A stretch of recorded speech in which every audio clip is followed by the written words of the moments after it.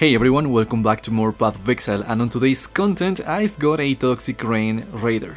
And I'm gonna be dead honest, I'm conflicted about this character because, for starters, it is not a bad character for clearing maps. It zooms through maps and it's a lot of fun to play with. If you've played with Toxic Rain in the past or you've seen gameplay, this character is pretty much that. Even though the defenses are a coin toss and we are paper mache from time to time, I've managed to not get wrecked more than 8 times with it, and hell, if I played it better I probably would have avoided at least half of those deaths. But it just happens to not be very good at single target, and there's a couple of reasons as to why, but we'll get there in a bit. However, if you know your Toxic Rains, you will know that a Raider is probably the last option you wanna take before building a character like this.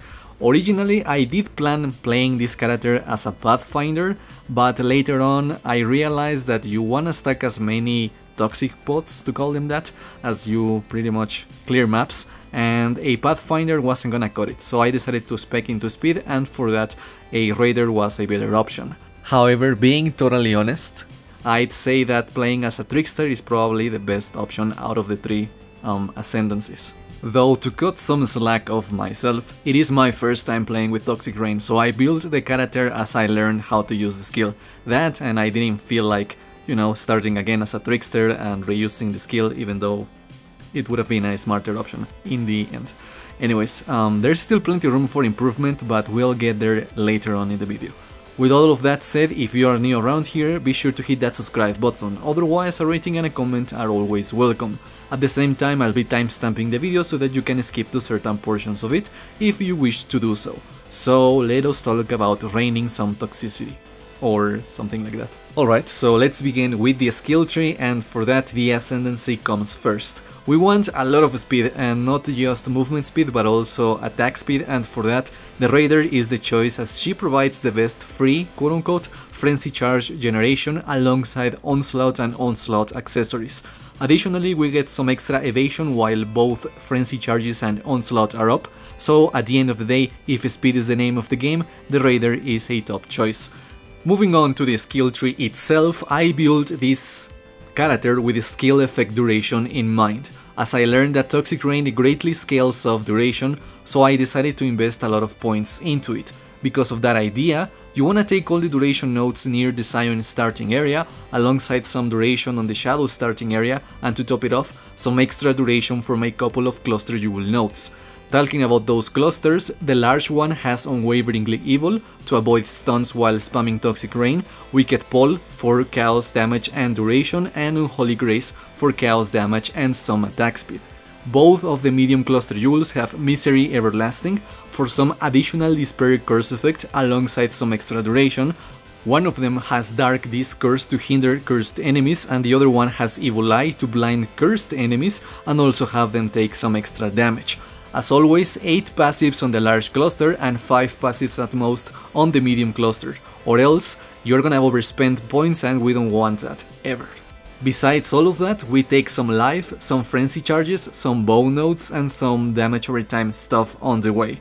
And that's pretty much it for the skill tree of this character. And even though I'll go over it anyways, the anointment on the amulet is corruption.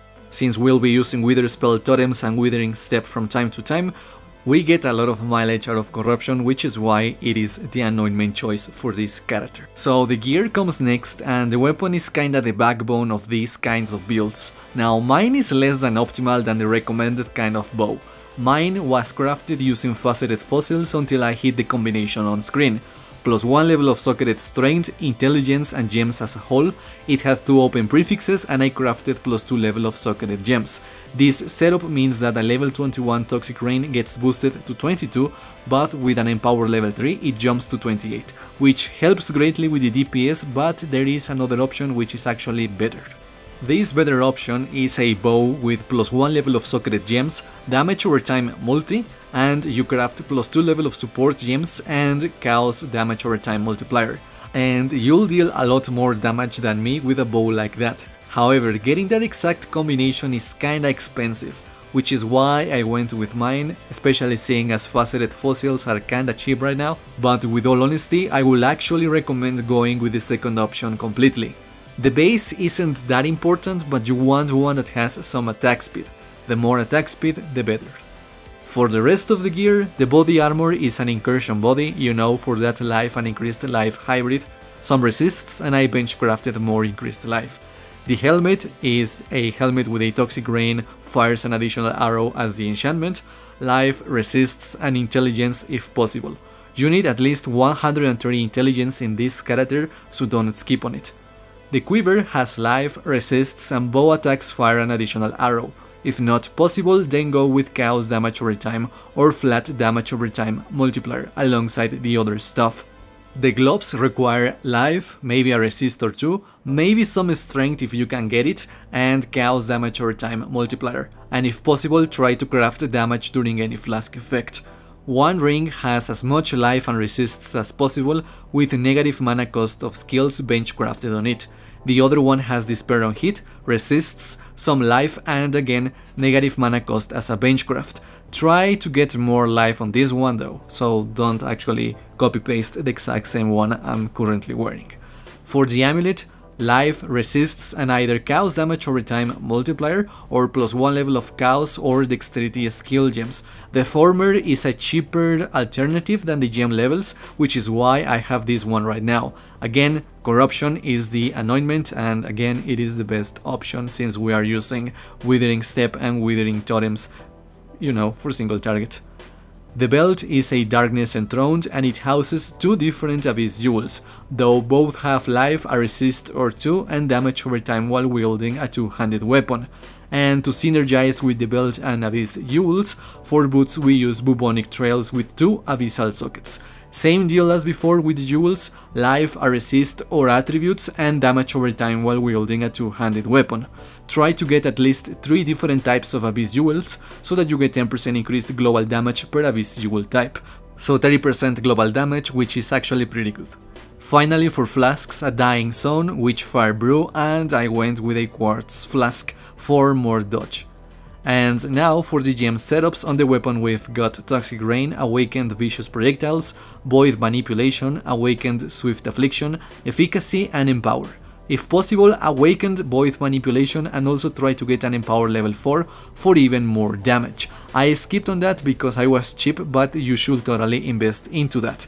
On the body, Skitterbots and Malevolence. Now I wanna make a little pause here because Skitterbots are kinda bugged at the moment, in which they don't actually chase enemies. They seem to be bouncing between enemies and you non-stop. Sometimes they will only follow you and not follow enemies and shock them or chill them, and in general that kinda hurts our DPS, and you're gonna see that from the gameplay itself. Once that gets fixed though, I actually recommend taking Skitterbots 100% of the time. Until it gets fixed, I would recommend that you invest into Supreme Ego, which is gonna make Malevolence reserve more mana, but also it's gonna help you deal more chaos damage over time in the long run. And again, just do that until Skitterbots are fixed, or unless you don't wanna use Skitterbots, you can do that as well. Besides that, I am using Divergent Malevolence, which is kinda redundant because we do not deal ailment damage over time. So in a sense, you're better off using regular Malevolence. I am only using Divergent Malevolence because I already had it at level 20, and the only difference is the quality effect. There is no other reason really. I'm also using a Flame Golem on the body armor. On the helmet, Spell Totem, Wither, Faster Casting, and multiple totems. On the gloves, Flame Dash, Second Wind, Withering Step, and a Portal Gem, optional of course. And on the boots, Valve Light linked to increased duration. So for the conclusion, I am kinda conflicted about this one because she is a great mapper. She's really fast and it is sort of an enjoyable playstyle. She is also very easy to play with, and as I said earlier, I didn't die as much with her. Hell, I think she's sitting at 8 deaths in total at level 92, which is kind of an achievement for me, to be quite frank. And it is mostly because the character is kinda easy to play with, as I said. It is also kinda easy to scale off because we don't really care about anything that is not duration, chaos, damage over time, or attack speed. However, the Skitterbots being derpy right now did not help me in the single target department, and you're gonna see that from the Zero's gameplay where I got wrecked twice and once more because I decided to hog Ice Storm. To be quite frank, I wasn't gonna post this character thanks to those particular predicaments, but if I didn't post the video then I wouldn't have content to post right now, and that just snowballs into more time wasted, which is why I decided to put this one together quickly and upload it anyways. You can probably do stuff flawlessly. I failed because I wasn't paying enough attention and I would rather post flawless Zero skills, but today that was not the case. We'll do better next time, I promise.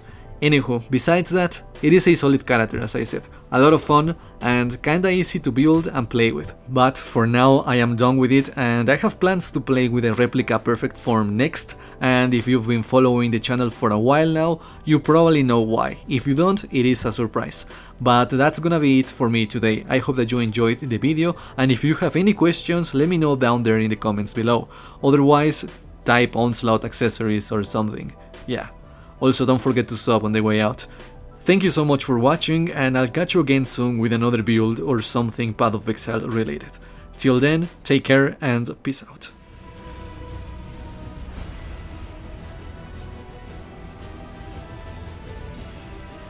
Fury of the cosmos.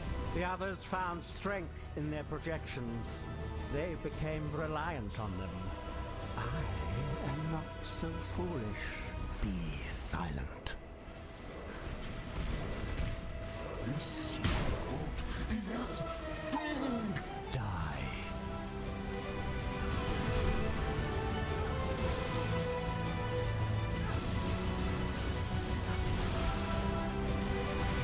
Die. Be silent.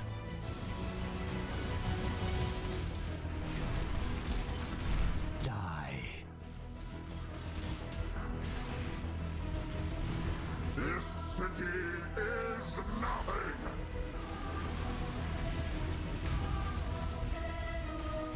Rain of stars.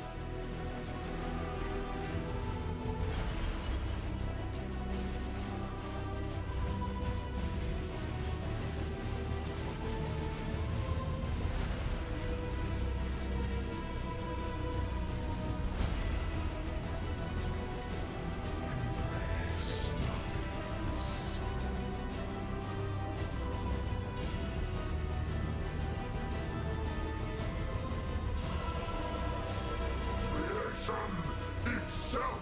Is life really interesting enough to warrant all this pain?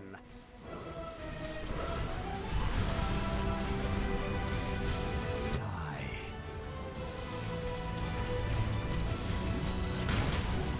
This world is doomed. Die.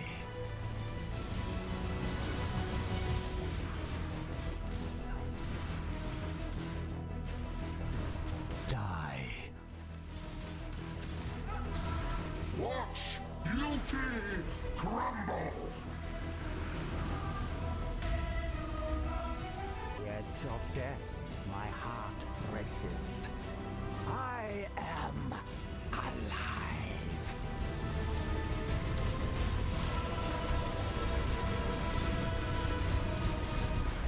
Everlasting fire.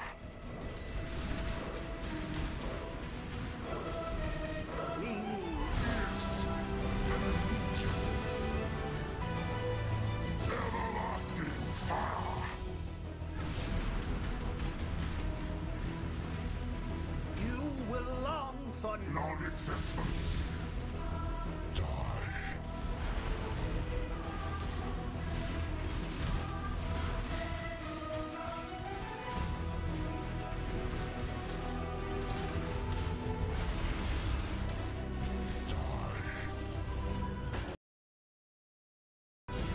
Everlasting fire.